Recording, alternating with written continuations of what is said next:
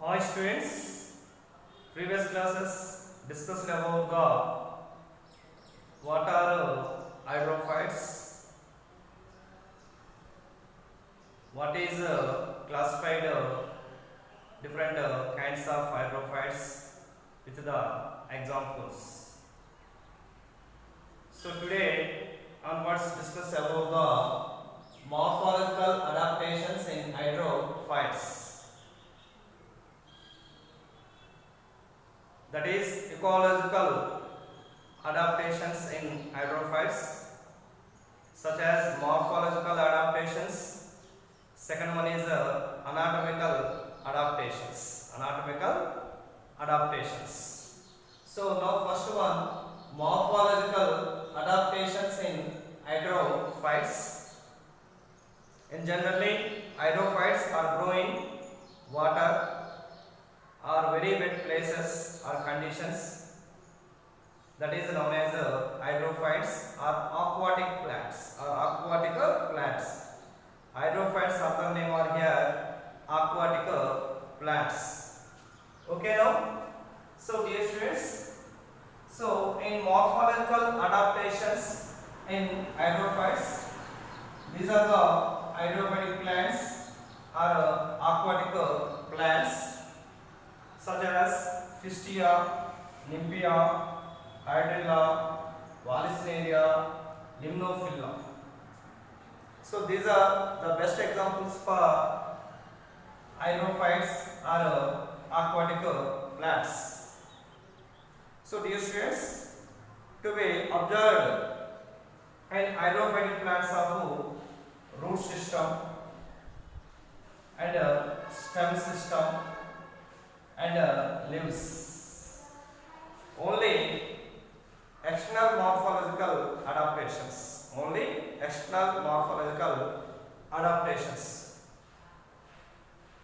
So roots are present or absent. In each type of root system are present. Stems are large or shorter. Leaves are simple leaves or compound leaves. Leaves are smaller in size or longer in size. Now first one here, in generally hydrophytic plants or aquatic plants, roots may be absent, especially in hydrilla. So the first one here, roots may be absent. So especially hydrilla, in early stage of hydrilla not would be containing roots. After maturity period, so some of the lower leaves are modified to roots, are poorly developed in some plants,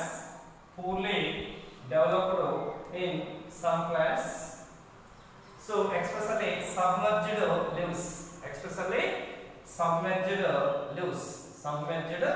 leaves. So compensate for roots. So in especially hydrilla, submerged leaves in compensate of the roots. Okay. Next coming. So in generally all angiospermic plants, the tip of the root containing root caps. But here in hydrophytic plants not containing root caps. Now here root caps are usually absent. In all aquatic plants or in all hydrophytic plants, root caps are totally absent. However, in some amphibious plants such as Limnophila and Sagittaria and Typhon. What is the meaning of amphibious plants? In some hydrophytic plants are grown in partially water and partially in air. That is called amphibious plants such as Limnophila, Sagittaria and Typhon. The best example are here Limnophila limnophylla. So now amphibious plants which grow in mud, roots are well developed with distinct root caps, Only some of the plant body, 75% of the plant body are grown in water, and out of 25% of the plant body totally fully developed into the mud. So in this time, so these roots are having to root caps. Root caps, especially in limnophylla. These are the roots, and this one root caps. One thimble-like structure, that is called the root cap. In generally, all aquatic plants are hydrophytic plants. Root caps is replaced by root packets. But here, one of the amphibious plants, the best example are here Typhus, Australia, and Limnophylla. So this plant grows in water and air. And first of all, to be developed totally mud. So these roots are grown in mud.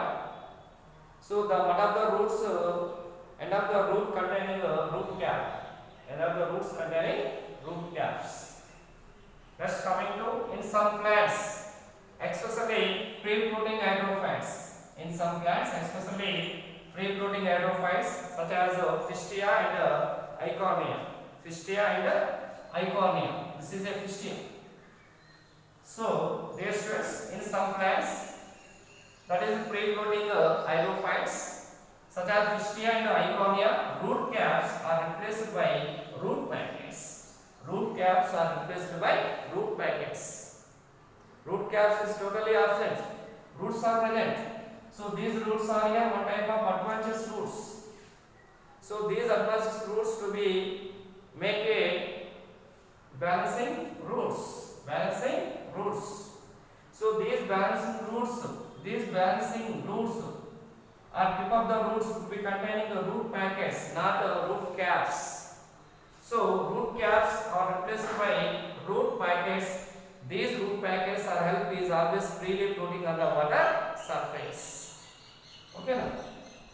Next, coming to roots, if present, are generally fibrous.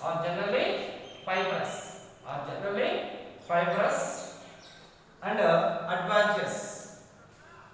So in some aquatic plants or hydrophytic plants, roots is also present. So these roots are here fibrous roots or advantageous roots. So these roots reduced in length.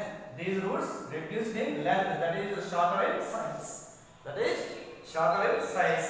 And unbranched and poorly branched. Most of the unbranched. Sometimes poorly branched. These are the hydrophytic or aquatic root characters. Next, coming to stem. In aquatic plants or hydrophytic plants, stem is long. This is a stem. Okay, now stem is long. And slender and flexible. Stem is long and slender, smoothly and flexible. Okay, now these are the characters in stem. Stem is long, slender and flexible. But here, especially in free-floating of hydrophytes, that is Fistia and Icornia, one long elongated internode, that is called offset. This is a long internode. These are the nodes, two nodes between one internode. This is one node, this is second node, this is first node, this is second node. Two nodes between of the one internode. This internode is always elongated, especially Fistia and Icornia. Free-floating hydrophytes. Given the example are here, Fistia and Icornia. So this stem containing nodes and internodes, two nodes between one internode. This internode is long that is elongated, that is named offset.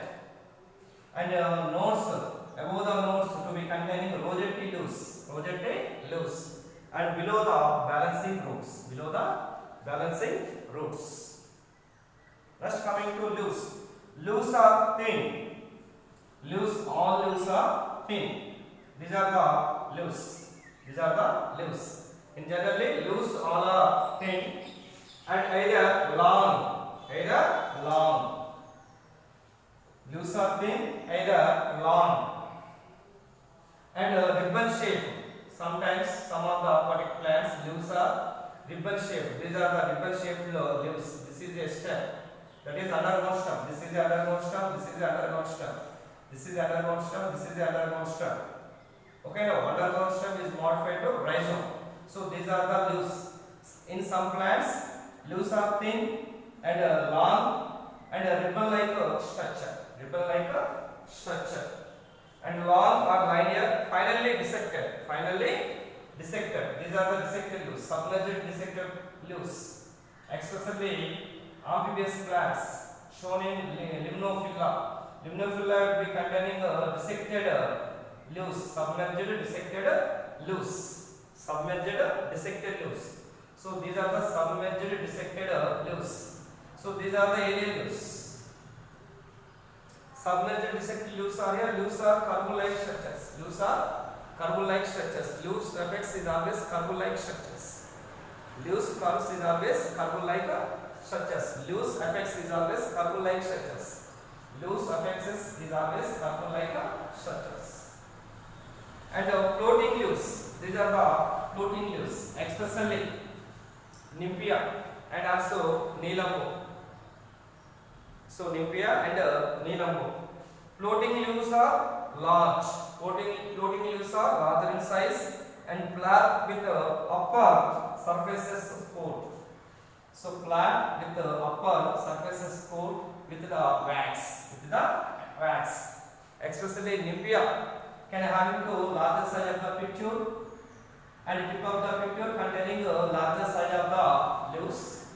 These leaves are thin and this leaves of upper surface will be containing one wax. Upper surface of the leaves will be containing wax. This is upper surface, this is the lower surface. But only upper surface of the leaves will be containing wax. So hence water droplets clearly shown on upper surface of the leaves.